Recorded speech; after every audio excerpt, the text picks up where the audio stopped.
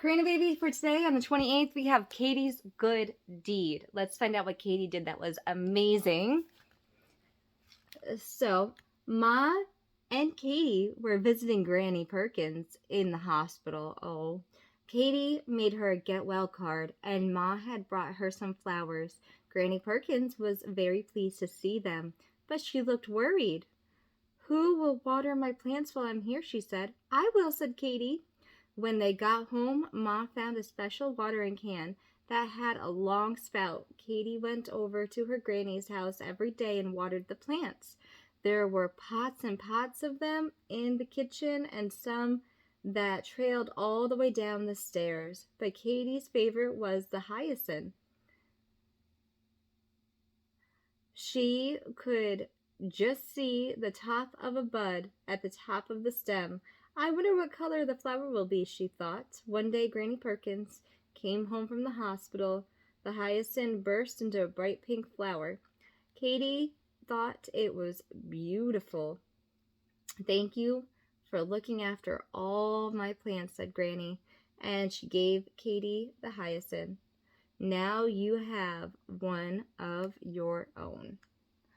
Karina baby, it's good to do good deeds for people, right? Especially people that we love, people that we care for, especially anyone that we actually see. If you see somebody who's on the street, it's great to give them food or water. It's really great actually to give them a bottle of water or to let them know where their resources are, to let them know where the food pantries are or where the soup kitchens are.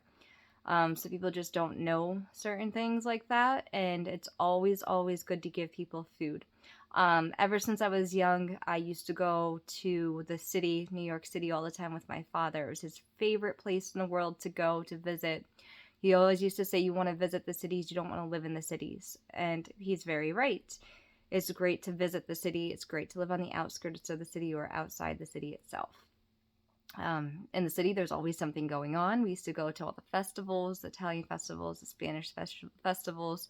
We used to go to Central Park and watch them make movies at night. We used to do all kinds of fun things. We went to the New York Mets. We went to Marvin Gardens. We went on helicopter rides. We went to the Empire State Building. We went to Staten Island. We went to see the Statue of Liberty. We went all the way up to the Crown and the Statue of Liberty.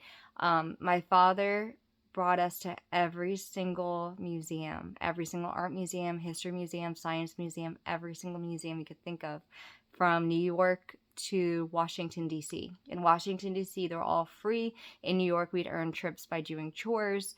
Same thing with Jersey and Philadelphia. We went on the Apple tour bus rides. We went on so many great experiences. We went to the JFK shows. We went to the biggest toy store in the world out in New York. We went to all the magic shops and we got magic stuff. We did, because I was really big into magic when I was a kid. I used to really like, the magic play sets. And I used to like to perform magic shows. And, besides from Playhouse, that was my other big thing that I liked to play. I used to like to play with magic and learn how to do all that. That's why I used to take you to all the magic shows around town, and I used to take you to all the movies in the park, and I used to take you to all the events.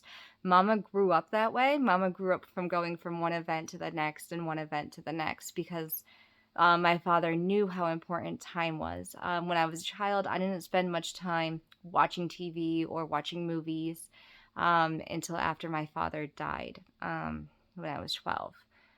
My mother worked a lot, and so in order to fill up my time with things I got to do instead of things like watching TV, I joined a bunch of sports. And so this way I had a bunch of sporting events I could go to and a bunch of sporting activities I could go to and be a part of the team. I was never the best on the team, but I was a part of the best teams that there were. And our coach used to tell us that all the time too. He's like, "I was never the best on the team, but I was a part of really great teams." And I'm the same way. I was never the best on my team, but I had the best teams and the best teammates you can imagine. They were the best people ever. And so I don't know if you're playing a lot of video games right now. I don't know if you're watching a lot of TV. I don't know what you're spending your time doing day by day. And I'm sorry I don't know that. You know, I do know that you're probably still into fashion. I do know that you probably still want to be a doctor. I do know that your favorite food is probably still spaghetti and soup. I do know that you're very core oriented with who you were when you were little. And I don't think that you have changed all that much because I let you figure out who you were and let you be yourself. I let you pick your clothes. I let you pick the activities. I let you pick what you wanted to eat. I let you pick what you wanted to do. The only thing I ever made you go to was story time. So this way someone else could read you a book besides for me. And I also had you go on play dates because I wanted you to have some core friends from little to adulthood because I thought that was very, very important. I still think that's very important. I do think that you need friends. I love you, honey. I love you so much, and I just miss you. I can't wait to take you to fun activities and to have you come with me to Kalahari to go in the water park and then to go in the jungle section of it and just to enjoy your time there and to have so many great new fun activities that you get to do. I do. I love you and I miss you. Let's do Oh, the grand old Duke of York had 10,000 men. He marched them up to the top of the hill, and then he marched them down again. And when they were up, they were up, and when they were down, they were down, and when they were only halfway up, they were neither up nor down. Karina, baby, I love you and I miss you. I miss you so much.